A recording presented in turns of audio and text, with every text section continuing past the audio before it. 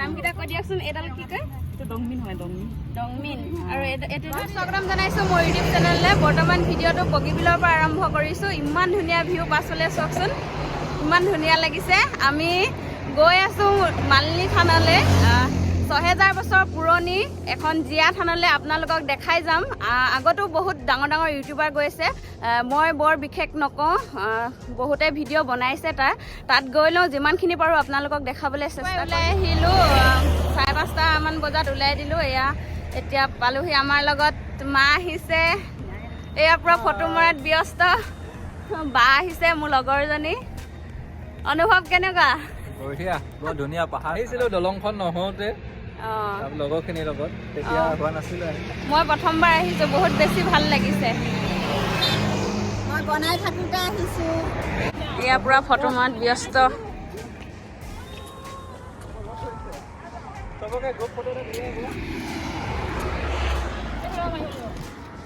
Photo মাৰি ল'লোঁ। ইয়াত আমি বেছি দেৰি নকৰোঁ, কাৰণ এতিয়াও বহুত দূৰ আছে তালৈ। গৈ থাকোঁ, তেনেহ'লে আপোনালোকে চাই থাকিব ভিডিঅ'টো, অলপ স্কিপ নকৰাকৈ। আ যাও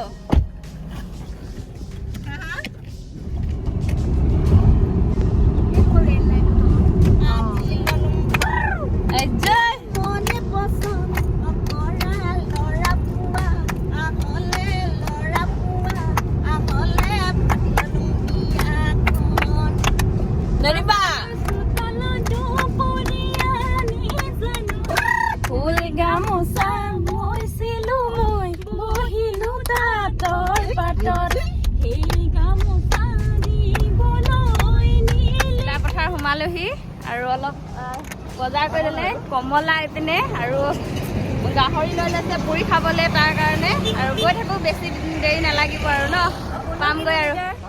আৰু পালোহি আৰু মালিনী মেলা বহিছে। ৮ তাৰিখৰ পৰা 17 জানুৱাৰীলৈকে বহিব ইয়াত। ৮ তাৰিখৰ পৰা ষ্টাৰ্ট হৈ গ'ল। আহি পালোহি 3 ঘণ্টাৰ অন্তত মালিনী থান। টিকেট কাটিব গৈছে হাজবেণ্ড। আমি পূজাৰ কাৰণে লৈ লওঁ সকলো সামগ্ৰী। চাই থাকিব আপোনালোকেও ভিডিঅ'টো শেষলৈকে। ইমান দোকান আছে, যোনখন দোকানৰ পৰা এখনৰ পৰা ল'লেই হ'ব পূজাৰ সামগ্ৰী।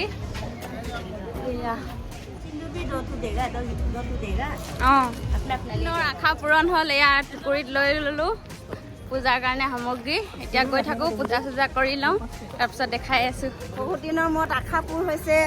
আহিমকৈ আহিব পৰা নাছিলোঁ, আজি আহিলোঁ আৰু হৈছে আহি আছোঁ। মনৰ আশা পূৰ হ'লে হয় আৰু দেই। তাকে এণ্ট্ৰি এয়া আছে সন্মুখৰ গেট। এইফালে বাওঁহাতে যাব, সোঁহাতে যাব লাগিব।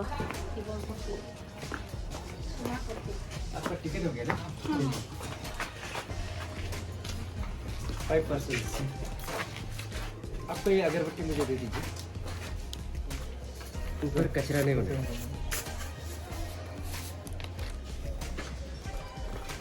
आपका भी है ना, उतरते समय वास आएगा। हाँ आप लोग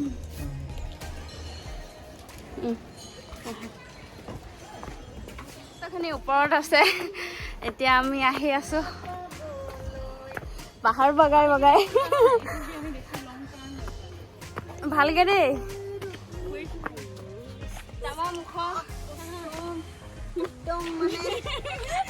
ৰুক্মিণী মজা।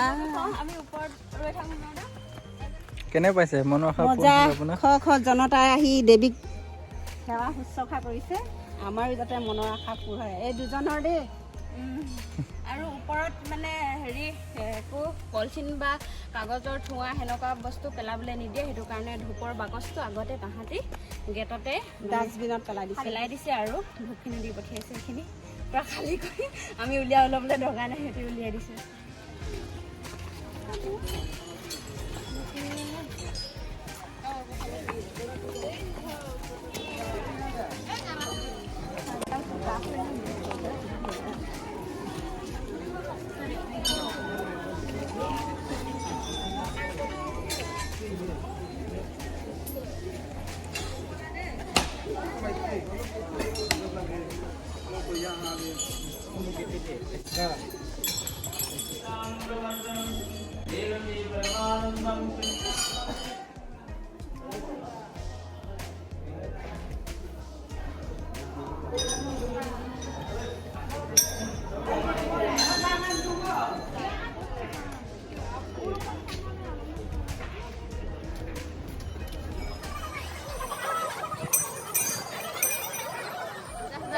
পূজা চূজা কৰি আমি আজৰি হৈ গ'লোঁ। এতিয়া মালিনী থানাৰ পৰা ৰুক্মিণী থানলৈ যাম।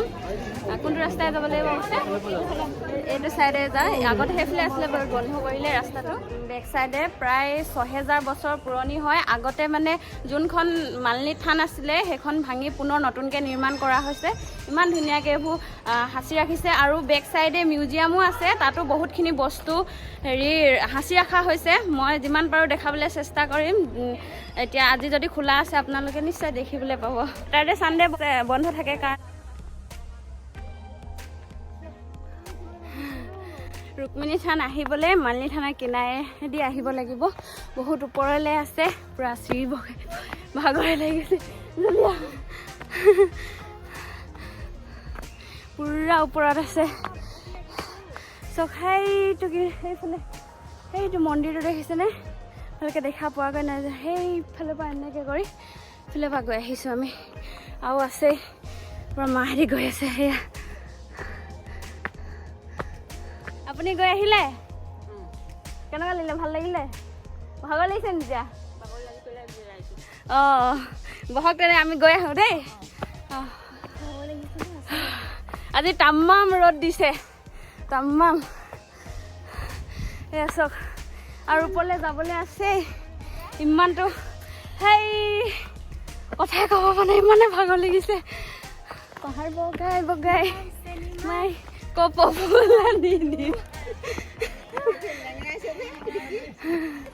এয়া চব কিমান ওপৰ আছে। আৰু উঠিবলৈ কাৰণে ভাগৰ লাগিছে। কষ্টৰ ফল মিঠা, মনৰ আশা পূৰণ হ'লে হয়। আৰু ইমানটো ওপৰত যাবলৈ আছে।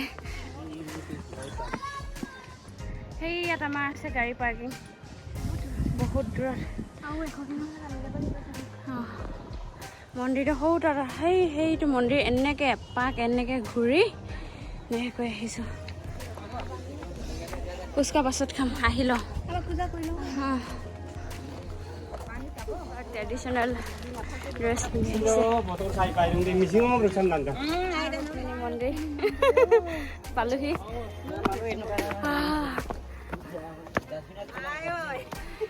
আৰু আছে চিৰি। ভাগৰ লাগিছেগৈ, পোৱাহিয়ে নাই, পাইছোহি বুলি ভাবিছিলোঁ হে। সেইজোপা গছৰ গুৰিটো জ্বলাব পাৰি। ধূপ চুপ জ্বলাবলৈ বাহিৰত জ্বলাব লাগিব। ভালকৈ দেখাই দিয়া নিতো কওকচোন।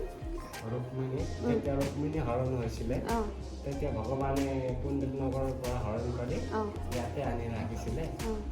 আৰু সেইটো ৰুক্মিণীক যেতিয়া আনিছিলে তেতিয়া মা পাৰ্বতী মালিনী গম পায়। মালিনী থান তাৰপৰা আহিছোঁ ইয়ালৈ, তাত সোমাই আহিছোঁ। মালিনী যি হয় এইটো পাৰ্বতী মা হয়। ভগৱানৰ লীলা চাবলৈ তাত কৈলাশৰ পৰা মালিৰ ৰূপত আহিছিলে মা। তাতে মালিৰ ৰূপত আহি বুলি কয় ন আগৰ দিনত, তাত এইটো বনাই কিনে তাতে বহিছিলে। আৰু ফুল বাগান বনাই কিনে বহিছিলে। আৰু শ্ৰীকৃষ্ণই ৰুক্মিণীক হৰণ কৰি আনিছিলে আৰু ভগৱানৰ সেৱা সৎকাৰ কৰিলে মালিৰ ৰূপতে মা পাৰ্বতীয়ে। আৰু হৰণ কৰি আনিলে। আনোতে হিন্দু ধৰ্মত বিবাহ কৰিব লাগে। সেইটো বিবাহৰ কাৰণে গা ধুব লাগে আৰু বৰমালা লাগে, এইটো নাছিলে। আৰু গা ধুবলৈ ভগৱান শিৱ শ্ৰীকৃষ্ণই আৰাধনা কৰিলে। তাৰ পাছত ভগৱান শিৱই আহি আকাশী গংগা বহাই দিলে তাত, আৰু তাত গৈ কিনে স্নান কৰিলে। আৰু আহি কিনে মা মালিনীয়ে মালা বনাই দিছিলে, বৰমালা যিখিনি হয় বিয়াত লাগে এইটো বনাই দিছিলে। এইটো মালা পিন্ধি কিনে দুইজনৰ বিয়া সম্পন্ন হৈ গৈছিলে। তেতিয়া শ্ৰীকৃষ্ণই বৰদান দিছিলে, মালিক আপুনি কলিযুগত ইয়াত মালিনীৰ ৰূপত প্ৰসিদ্ধ হৈ যাব, যোনে যি মন কামনা লৈ আহে পূৰ্ণ হ'ব বুলি মালিক বৰদান দিছিলে শ্ৰীকৃষ্ণই। এই মালিনী স্থাপন নোযোৱা নেকি ঘৰলৈ? এই ৰবা, ভাগৰ লাগিছে। ইমান ওপৰত দিমাগ অৱস্থা বেয়া, ভৰি বিষাইছে নেকি? ফুটবল খেলা গোটেই ভৰি বিষ, তাতে ইমানখন বজাই আহিছে, ইমান ভৰি বিষ। গৈ থাকো আৰু হেৰি ফুল হয়, নাৰ্জী ফুল ইমান সৰুতে ফুলিছে। তাকেতো ইমান সৰুতে ফুলিছে ন?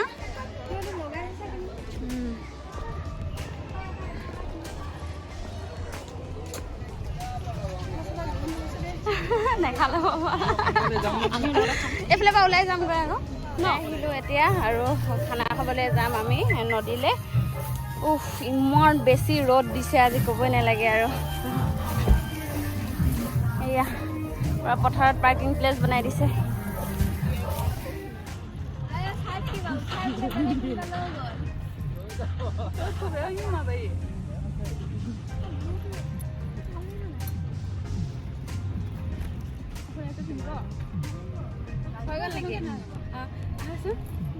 এই বাজনীয়ে পুৰা বহুত ধুনীয়াকৈ মোক অৰুণাচলৰ ড্ৰেছ পিন্ধাই দিছে নামকেইটা কৈ দিয়কচোন এডাল কি কয় ডংমিন হয় ডংমিন আৰু এইটো পাচন আৰু গলপতা চন্দ্ৰং হয়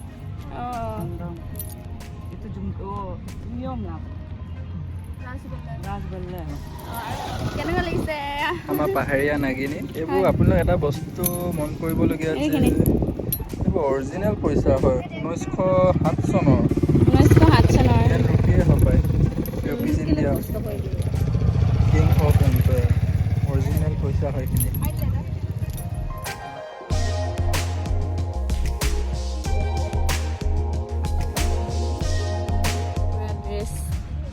মানে নিজে বাছি ল'ব লাগে কোনযোৰ লাগে গোটেই পুৰা ড্ৰেছ পিন্ধাই দিছে ইমান ধুনীয়াকৈ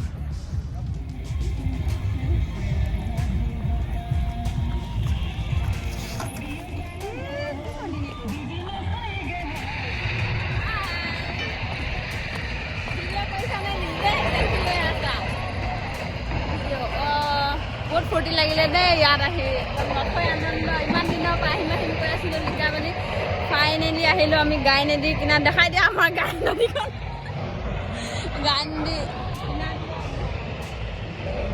বহুত বেছি এইপিনে পৰা চেল্ফি মেন ধুনীয়া ধুনীয়া ছোৱালীবোৰে পৰা চেল্ফি লৈ আছে ভিডিঅ' কৰি আছে বোলে অনুভৱ বহুত সুন্দৰ বুজাব নোৱাৰি ইয়াৰ ভাষা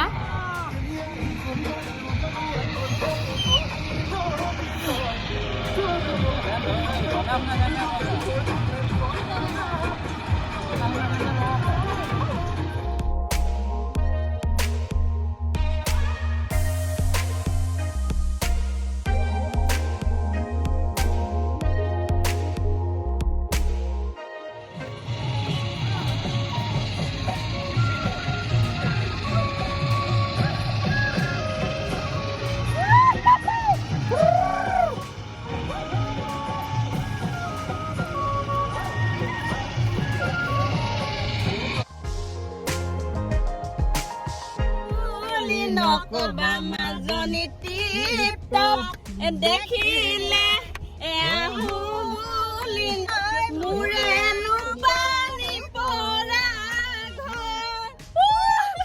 চব ৰাস্তা কিনাৰতে ইমান ধুনীয়া ঘড়ী বিকি আছিলে আমি এটা ল'লোঁ আমি এনেকুৱা এটা ল'লোঁ দাদাহঁতি পূৰা পেকিং কৰি আছে বাইদেউ 2200 টকা আছে 2200 টকাৰ পৰা ষ্টাৰ্ট আছে আৰু দাম তাতকৈ দামীও আছে লাগিলে দিওঁ 2200 টকাৰ পৰা ষ্টাৰ্ট আছে আমি এটা লৈছোঁ আমাৰ মিলাই মিলি দিছে বাৰু অলপ আপোনালোকেও আহিব ইয়াত